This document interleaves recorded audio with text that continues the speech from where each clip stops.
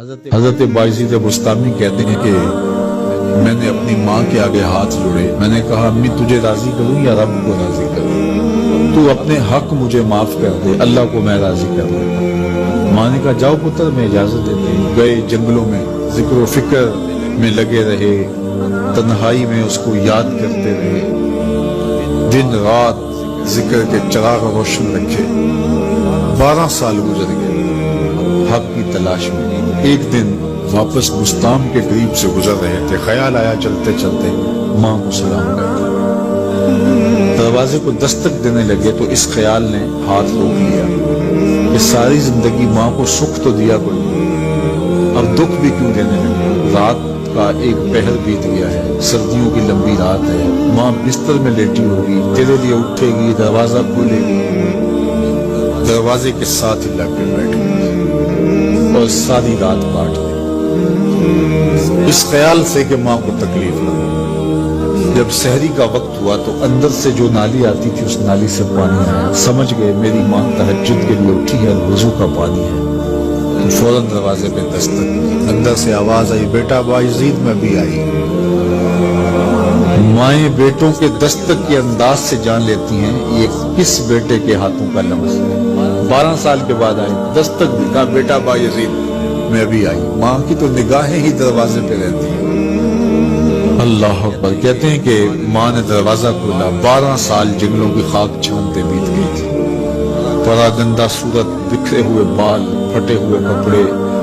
میری ماں کی جب نگاہ میرے پہ پڑی تو اس کی چشمان سے موٹے موٹے آنسو ٹپکنے لگے اور اس نے ایسے ہاتھ پھیلا کے کہا مالک میرا بیٹا بایزید تیری طلب میں نکلا تھا، تو نے ابھی تک اسے اپنا قرب نہیں دیا۔ حضرت بایزید بستامی کہتے ہیں 12 سال کی ریاستوں سے جو کچھ نہیں ملا تھا ماں کے اٹھے ہوئے ہاتھوں سے مل گیا۔ میں نے کہا مالک میں تجھے کہاں ڈھونڈ رہا ہوں، تو کہاں موجود؟ تو ماں باپ کی رضا اللہ کی رضا کا دروازہ کھولتی ہے۔ جن لوگوں کے ماں باپ ناراض ہیں اور وہ جا کے پیر صاحب کی خدمت کرتے ہیں اور میاں ماں کے قدم چومو، باپ کی ٹانگیں دباؤ، ان کی خدمت کرو، تمہارے پہلے مرشد وہ ہے، ان کو راضی کرو، پھر کسی شیخ کامل کی صحبت میں آنا، دیکھو کیسے دل کی بند کھڑکیاں۔ ایک مرشد تو ناراض کر رہا ہے اور دوسرے مرشد سے تمہیں کیا ملے گا؟ تو راستہ یہیں سے کھلے گا۔ والدین کو کبھی ناراض نہ کرو، والدین کو کبھی دکھ نہ دو، والدین کو کبھی تکلیف نہ پہنچاؤ، اور والدین کو بھی چاہیے کہ اپنی اولاد کو اپنا نافرمان نہ بنائے۔ ایک بزرگ فرماتے ہیں کہ مجھے برابر 30 سال ہو گئے ہیں کہ میں اپنی اولاد کو کوئی حکم ہی نہیں دیا، کوئی حکم نہیں دیا۔ کوئی چیز مجھے چاہیے بھی ہوتی ہے تو میں بصیغہ عمل نہیں کہتا، بلکہ ایسی بات کرتا ہوں پانی چاہیے تو یہ نہیں کہتا بیٹا پانی لے کر آؤ، میں ویسے کہتا ہوں پیاس لگی ہوئی ہے، تو اگر وہ سمجھ جائے اور خود لے آئے تو اچھی بات ہے، لیکن اگر وہ نہ لائے تو میں نے اس کو حکم ہی نہیں دیا، عمل ہی نہیں کیا، تو اس عمل کی مخالفت ہی لازم نہیں آئے گی۔ تو کہا 30 سال برابر گزر گئے ہیں، میں نے اپنی اولاد کو حکم نہیں دیا کہ کہیں وہ میری نافرمان نہ ہو، کیونکہ اگر وہ نافرمان ہو گئی پلے کچھ نہیں رہے گا۔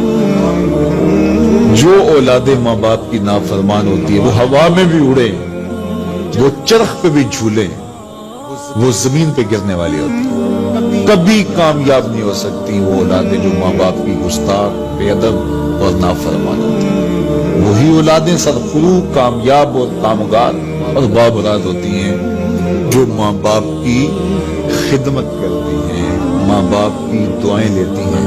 وہ ایک بچہ ماں باپ کے پاؤں دبا رہا تھا تو ایک بچہ ایک بر اعظم میں، دوسرے بر اعظم میں، تیسرے بر اعظم میں بڑے بڑے کاروبار کر رہا تھا۔ تو کوئی اس کا دوست ملنے آیا، اس نے کہا کہ اس نکمے کو بھی کہیں بھیج دو، فلاں جو ہے وہ یورپ میں ہے، فلاں امریکہ میں ہے، وہاں اتنی بڑی کمپنی اس نے کھولی ہوئی ہے، اس نکمے کو یہاں بٹھایا، اس کو بھیج دو، یہ تو نکمہ کسی کام کا نہیں۔ کہا یہ نکمہ ہی تو میرے کام آ رہا ہے، یہ نکمہ ہی تو میرے کام آ رہا ہے۔ تو اولاد خوش نصیب ہے کہ اپنے ماں باپ کی خدمت کرے، اور ان کے ساتھ حسن سلوک کریں.